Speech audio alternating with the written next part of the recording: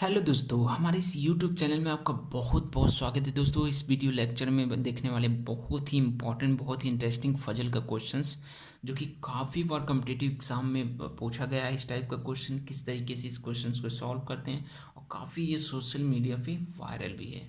तो दोस्तों, इस वीडियो लेक्चर में पूरा डिस्कस करने वाले हैं किस तरीके से ये क्वेश्चन सॉल्व होगा, क्या इसका तरीका, क्या मेथड, क्या कॉन्सेप्ट होगा, वो हम डिस्कस करने वाले हैं। तो वीडियो को पूरा देखिएगा दोस्तों। वीडियो पसंद आए तो लाइक ज़रूर कीजिएगा।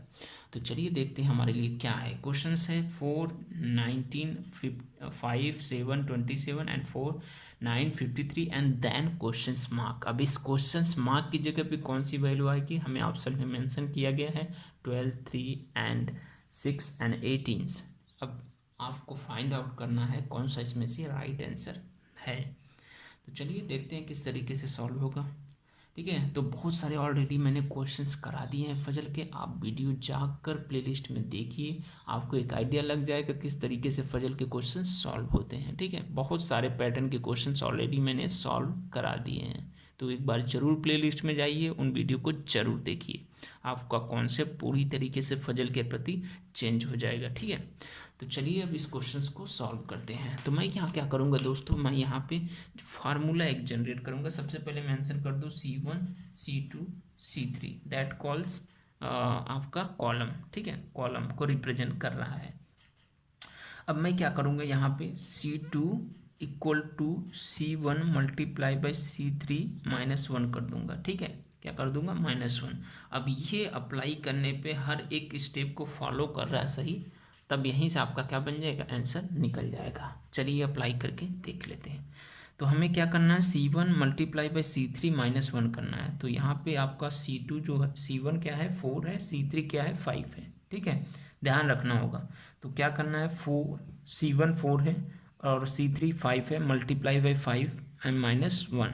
तो 4 पंजे 20 -1 कितना आ गया, 19। यानी बीच वाला जो रिजल्ट आ रहा है सही आ रहा है, 19। ठीक है, नेक्स्ट देखते हैं।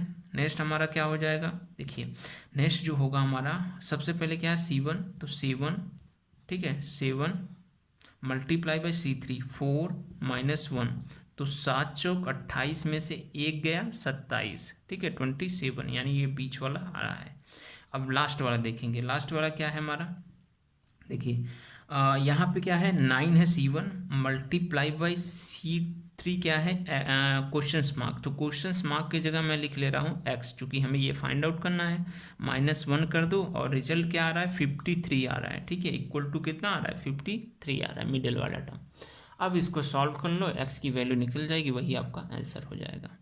तो यहाँ पे क्या होगा दोस्तों, देखिए 9 मल्टीप्लाई बाई एक्स को इधर रख दीजिए, उधर भेज दीजिए 1 को, तो इधर माइनस है, उधर जाएगा तो प्लस हो जाएगा। तो 53 + 1 54। तो x इक्वल टू 54 अपान में 9, 9 छक 54, तो 6 आ जाएगा। तो x की वैल्यू कितनी आई, 6। यानी ऑप्शन नंबर सी आपका सही है। तो यहाँ जो रिप्लेसेबल वैल्यू आएगी वो कितना आएगी, 6 आएगी।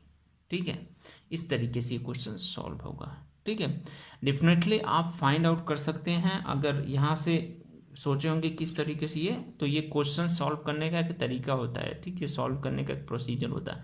अदरवाइज अगर नहीं सेटिस्फाई हैं तो मैं यहाँ पे आपको सेटिस्फाई करा देता हूँ। क्वेश्चन जैसे ये अप्लाई किया था वैसे सेम तरीके से अप्लाई करके दिखाता हूँ। जैसे 6 आया हुआ है हमारा आंसर, क्या वो सही है या गलत, उस चीज़ को हम चेक करेंगे। कैसे, देखिए हमें क्या करना है, C1 मल्टीप्लाई बाई C3 करना है। तो 9 मल्टीप्लाई बाई 6 -1। अब रिजल्ट क्या आएगा इस पर डिपेंड करेगा। ठीक है, तो यहाँ पे 9 छक 54 -1 कितना हो जाएगा, 53। तो ये मिडिल वाला टर्म आ रहा है कि नहीं सब, देखो अप्लाई करने पर 19, 27, 53। ठीक है, तो इस तरीके से क्वेश्चन सॉल्व होगा। आई होप कि ये क्वेश्चन बहुत अच्छे से आपको समझ में आया होगा। अगर दोस्तों हमारी वीडियो आपको थोड़ी सी भी हेल्प करती है तो वीडियो को जरूर लाइक कीजिए। हमारे चैनल पर नए हो तो चैनल को जरूर सब्सक्राइब करके बेल आइकन दबा लीजिए, ताकि आपको अपडेटेड वीडियो की नोटिफिकेशंस मिलती रहे।